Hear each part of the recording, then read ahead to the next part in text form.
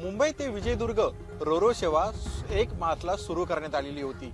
पाहायला जर गेलं तर आता माझ्या पाठीमागे तुम्ही जे जहाज बघताय ती रोरो प्रिन्सेस या नावाचं जहाज आहे आणि विशेष जर पाहायला जर गेलं तर 3 इंजिनमध्ये तांत्रिक बिघाड झाल्याचे एकंदरीत माहिती आहे। पाहायला जर गेलं तर मोठा गाजावाजा करून सेवेत धाकर करण्यात आलेली मुंबई ते विजयदुर्ग रोरो सेवा महिनाभरात स्थगिती करण्यात आली आहे। M2M प्रिन्सेस या जहाजाच्या 4 पैकी 3 इंजिनमध्ये तांत्रिक बिघाड झाल्याची माहिती समोर आलेली आहे। अनिश्चित काळासाठी ही सेवा तात्पुरती बंद करण्यात आलेली आहे।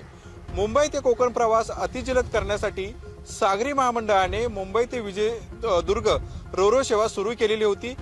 626 प्रवासी या जहाजातून प्रवास करू शकतात अशी क्षमता असलेले हे जहाज आहे। 1 मार्चला मुंबई ते विजयदुर्ग रोरो सेवेचा शुभारंभ करण्यात आला होता आणि दर बुधवारी आणि शनिवारी भावच्या धक्का इथून सकाळी 8 वाजता हे जहाज सोडण्यात येत होतं। गुरुवार आणि रविवारी विजयदुर्ग बंदरावरून दुपारी 12 वाजता हे जहाज सोडण्यात येत होतं, परंतु आता हे इंजिन जे आहे ते तांत्रिक बिघाडामुळे हे जहाज जे आहे ते या ठिकाणी आहे। पाहायला जर गेलं तर हा प्रवास प्रचंड महागडा आहे असं देखील म्हटलं जातं। 3000 ते 9000 रुपये असे तिकिटाचे दर प्रवाशांना परवडत नसल्याचे चित्र आहे। त्यामुळे 626 अशी प्रवासी क्षमता असलेल्या या बोटीतून तुरळक प्रवासी प्रवास करत होते। त्यामुळे प्रायोगिक तत्त्वावर सुरू केलेली सेवा पुढे सुरू राहील का हा मोठा प्रश्न आहे। M2M प्रिन्सेस जहाज 6वी फेरी घेऊन विजयदुर्गवरून मुंबईला येत असताना समुद्राच्या तरंगत्या कचऱ्यामुळे जहाजाच्या इंजिनमध्ये बिघाड झाल्याची अशी प्राथमिक माहिती समोर आलेली होती।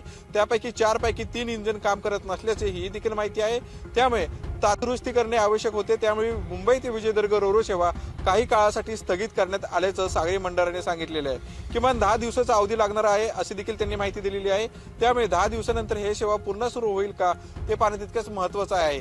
गेल्या काही दिवसांपासून एक गोष्ट प्रामुख्याने आपल्याला पाहायला मिळते, या ठिकाणी ज्या जहाजातून प्रवास करत होते ते 626 क्षमता असलेलं जहाज आहे। त्याच वेळी जर विजयदुर्गवरून मुंबईच्या दिशेने जहाज येत होतं त्यावेळी साधारणपणे 300 प्रवासी या जहाजामध्ये होते आणि लाटांवर तरंगत असताना मध्यभागी हे जहाज बंद पडलेलं होतं असं देखील सागरी महामंडळाने माहिती दिलेली आहे। त्यामुळे येणाऱ्या दिवसांमध्ये हे जहाज दुरुस्त होईल का हा मोठा प्रश्न आहे। त्यामुळे येणाऱ्या दिवसांमध्ये ही जी रोरो सेवा आहे मुंबई ते विजयदुर्ग पुन्हा सुरू होईल का, की तांत्रिक अडचणीमुळे किंवा आर्थिक तिकीट जी आहे ती मोठ्या प्रमाणात असल्यामुळे बंद राहील की सुरू होईल हा प्रश्न अजूनपर्यंत अनुत्तीर्णच आहे। कॅमेरामॅन संतोष कडलकसह मी प्रसन्नजित जाधव, LS मराठी, मुंबई।